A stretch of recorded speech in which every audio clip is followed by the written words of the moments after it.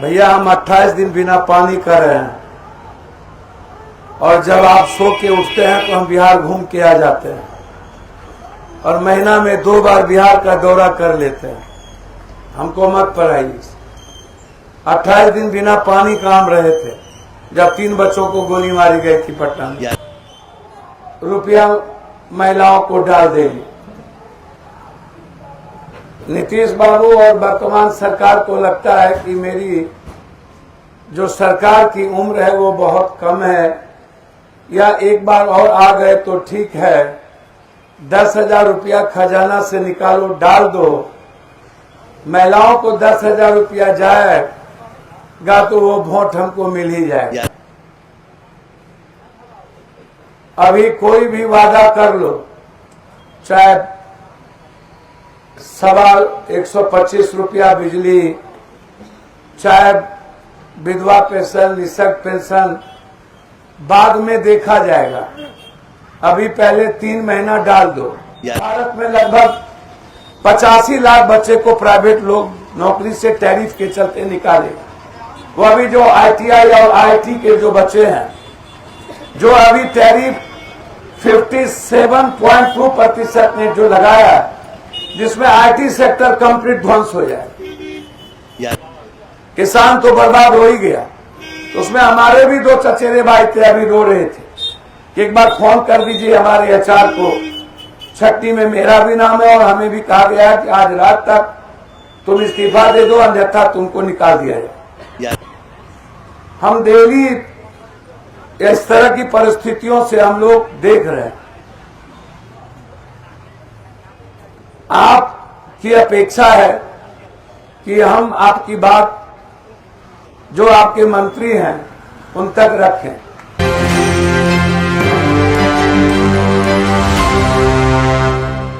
महीना में 2 बार बिहार का दौरा कर लेते हैं। हमको मत पढ़ाइए। 28 दिन बिना पानी का हम रहे थे जब 3 बच्चों को गोली मारी गई थी पटना में।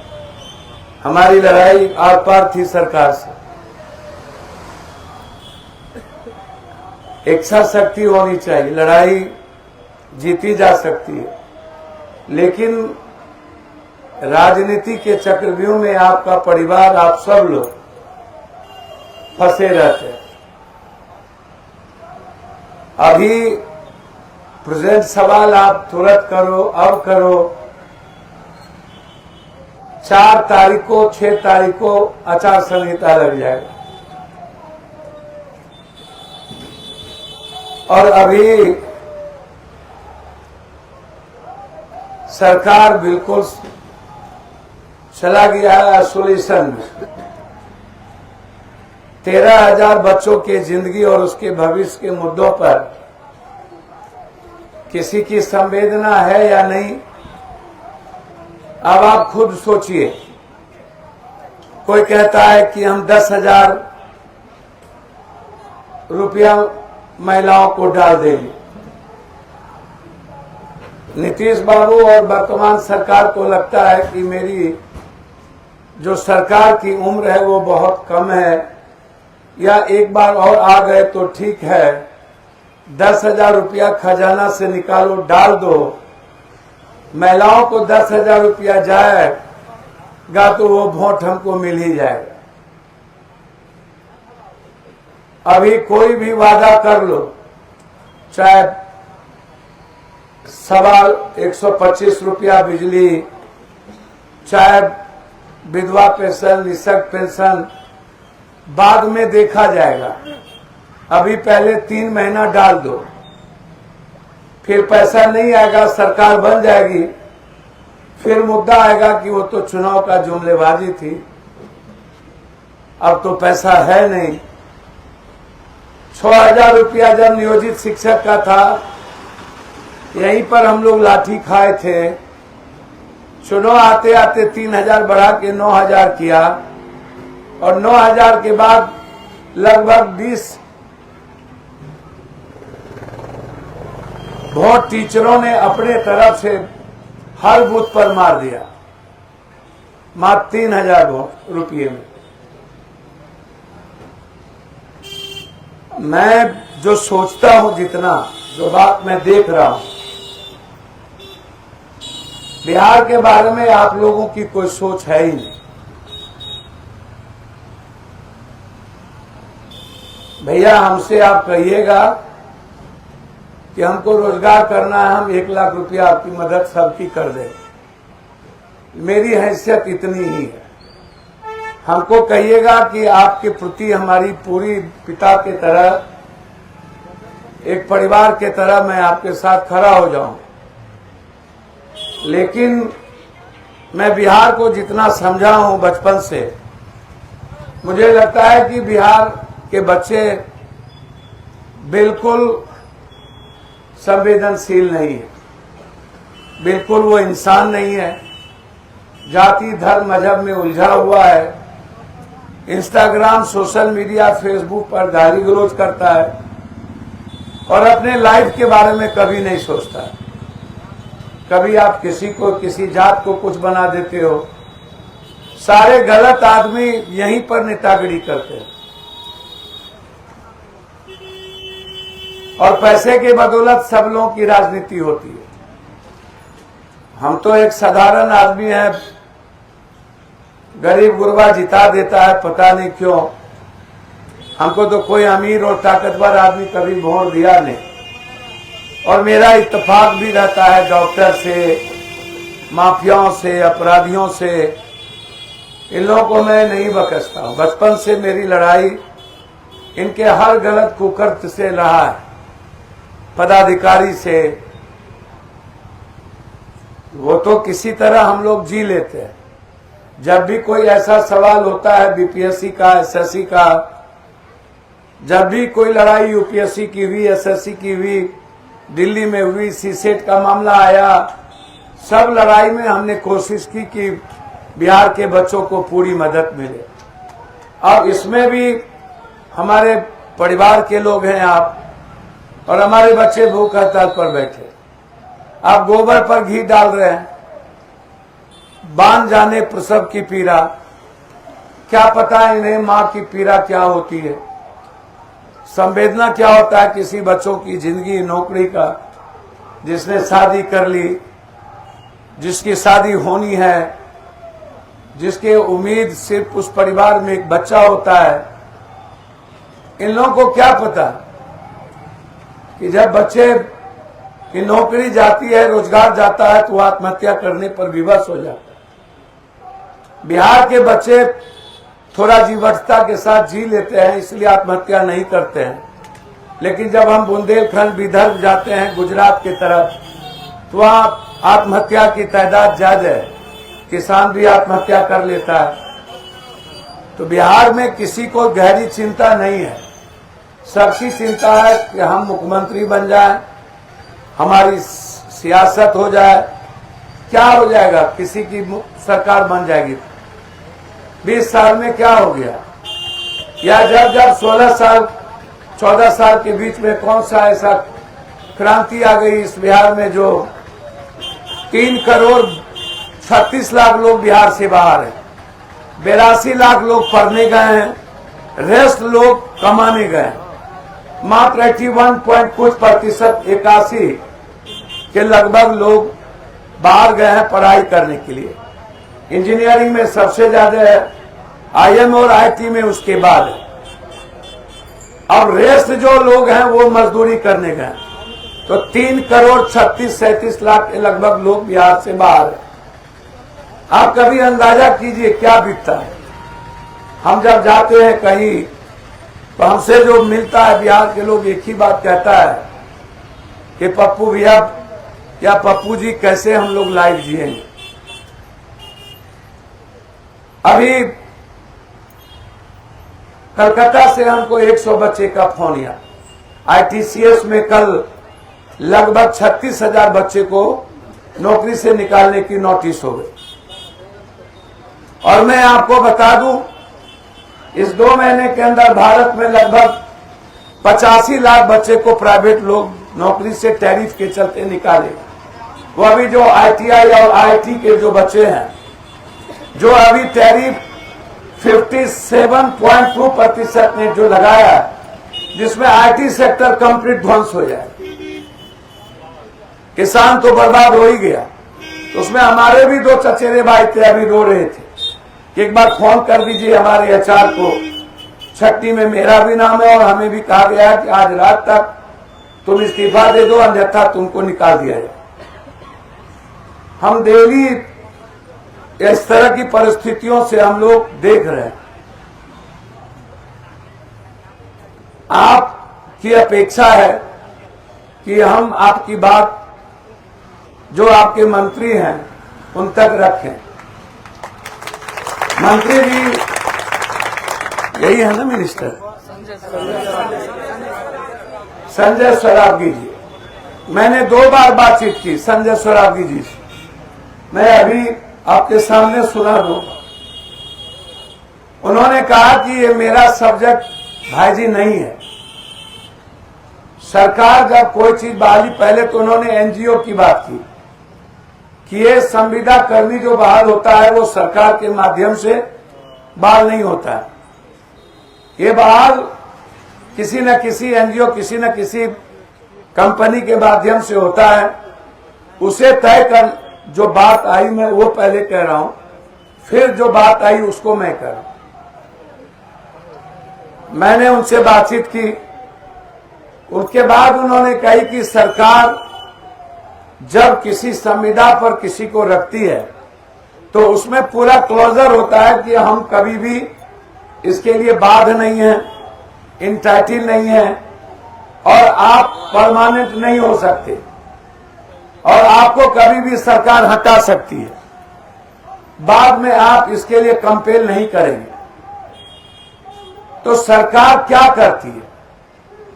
सरकार जब जब बदलती है या पदाधिकारी बदलते हैं तो फिर पुराने साथियों को जो पैसा लेके या किसी भी तरह पैरवी पर बहाल किया जाता है उसको हटा करके फिर अपने तरीके से पैसे कमाने का एक संविदा कर्मी का जरिया हो जाता है, ताकि उसको और अधिक पैसा मिले और नए तरीके से हम संविदा कर्मी को हम बहाल करें।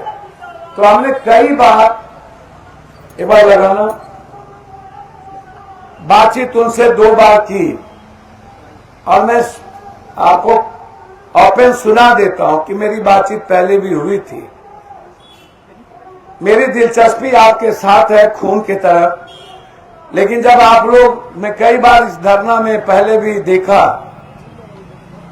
कि हमारे बच्चे इस तरह के राजनीति करने लगे हैं जड़ता वाली।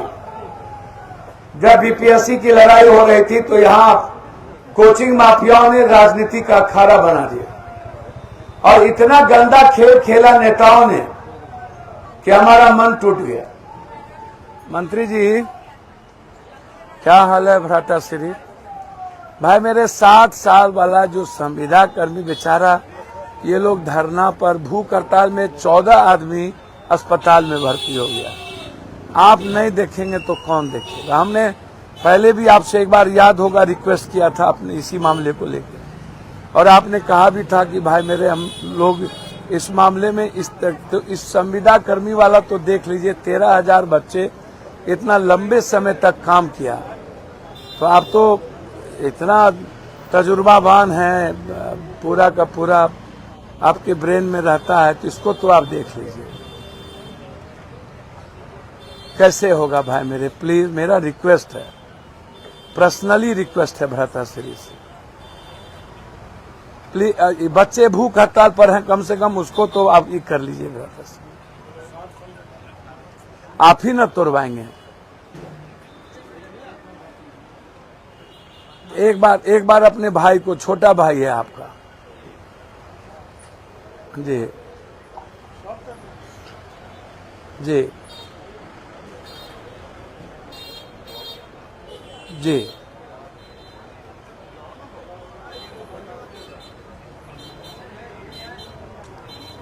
जी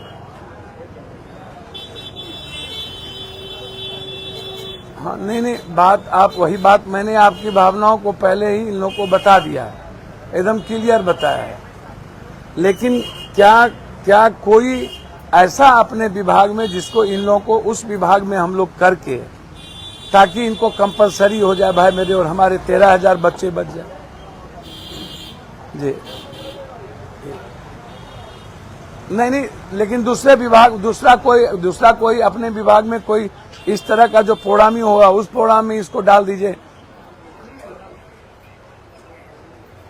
आप देखिए ना भाई, नहीं, मेरा रिक्वेस्ट है, आप कोई बात नहीं भाई, आप ही का ना है भाई, आप ही का ना है, आप उसको देखिए ना। ठीक है, ठीक है, पढ़ा देखिए, एक बात समझिए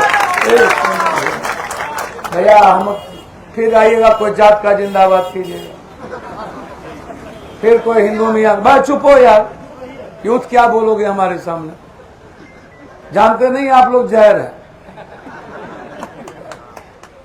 हमारा जिंदाबाद छोड़ दो भैया, हम बहुत साधारण आदमी हैं, आप लोगों को जिनका जिंदाबाद करना हो, जहां रहना हो रहो।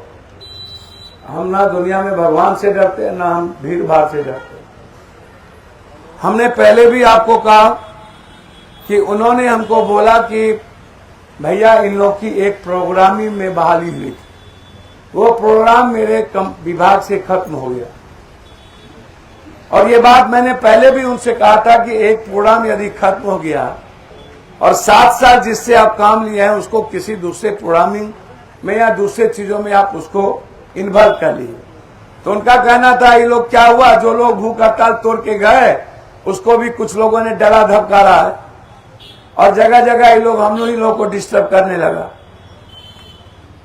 तो उनका कहना था फिर भी हमने समीक्षा की है भैया, और फिर हम एक बार समीक्षा करेंगे। वो मैं समझता हूं कि बहुत वाचाल नहीं है, अस्थिर आदमी है,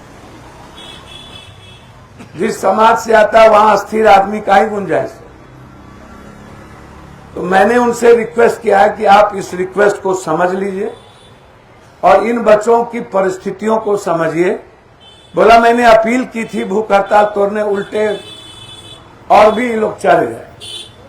तो मेरा रिक्वेस्ट है आप सबसे, सरकार संवेदनहीन है और इस देश का नेता 24 घंटा 24 मिनट सालों भर नेतागिरी करते हैं, सिर्फ वोट की सियासत करता है, जहां बेनिफिट होता है उतना ही काम करता है और चुनाव के 6 महीने और 3 महीने ही ये लोग जनता के बारे में सोचता है ठगने के लिए। या 6 महीना में इन लोगों को वोट चाहिए, उसके अलावे ये नेता लोगों का कोई धंधा नहीं है। पूरे देश में हिमाचल डूब गया 80%, पंजाब लगभग 65%, एक नेता नहीं गया, एक नेता नहीं गया, मर गया हिमाचल, कोई मतलब नहीं है। तो इसीलिए जब लोग लाखों मर जाते हैं तब ये लोग नहीं जाता है। तो आपको क्या लगता है, आपके बारे में सोचेगा ये लोग? मैंने इसीलिए आपके सामने भाई से बातचीत की कि आपको ऐसा नहीं लगे कि मैं औरों की तरह कोई काम करता हूं। मैं सेक्रेटरी से भी बात करूंगा अभी, आप भरोसा रखिए। गाड़ी में बैठते हुए, चूंकि मुझे पूर्णिया जाना है, मेरे यहां बाढ़ आया हुआ है और सभी गांव में एम्बुलेंस देना है, तो हमको पूर्णिया पहुंचना। 2 बच्चे की हत्या हो गई खगड़िया में, वहां भी जाना है। लेकिन अभी 2 बच्चे आपके गए थे, हमारी नजर पड़ते ही पीछे उनके चेहरे पर आंख में आंसू था। मैंने कहा अपने लीडर लोगों की पहले वहां चलिए, फिर वहीं से हम निकलेंगे। मुझ पर, मैं आपके साथ मेरा परिवार की तरह रिश्ता है और मुझे राजनीति नहीं करनी। और मैं आप लोगों के बारे में जानता हूं, आप लोग इंसान नहीं है, जात हैं, हिंदू हैं, मुसलमान हैं, राजपूत हैं, भूमिहार हैं, जादव हैं, चमार हैं। इंसान इस देश में एक कोठो नहीं। इसीलिए जब इंसान है ही नहीं और पप्पू यादव अपेक्षा करे तो हमसे ज्यादा बेवकूफ कौन होगा। इसीलिए हमको सब पता है। मैं आपकी मदद करने इसलिए नहीं आता हूं कि मुझे कोई तगमा लेना है। हम 100 करोड़ मिलियन हमारा व्यूअर्स है। हम मोदी जी का 90 है, राहुल जी का 73 है और तेजस्वी जी का 41। इसलिए मुझे आपकी सर्टिफिकेट नहीं चाहिए। हम संतुष्ट हैं कॉमन आदमी के बीच, मिडिल क्लास के बीच। हम आपसे इतना ही कहेंगे, इस बिहार को बचाने में आप सब लोग सहयोग करिए, हाथ जोड़ते हैं, अच्छे इंसान की मदद करिए। मैं आपके साथ हूं, हर दिन मैं आपको मॉनिटर करूंगा। जरूरत होगी तो 7 तारीख को मैं आकर के 2 दिन नहीं हूं, कल और परसों 6 के रात में आऊंगा। मेरे यहाँ गणेश पूजा भी है, मिलाद भी है, मैं दोनों करके लौटूंगा। 7 को मैं कोशिश करूंगा। मैंने आपके लिए ही दीपक जी से समय मांगा था, जो सरकार चलाते हैं, हमें समय नहीं मिली। समय मिल जाएगा तो मैं गंभीरता से आपकी बात रखूंगा।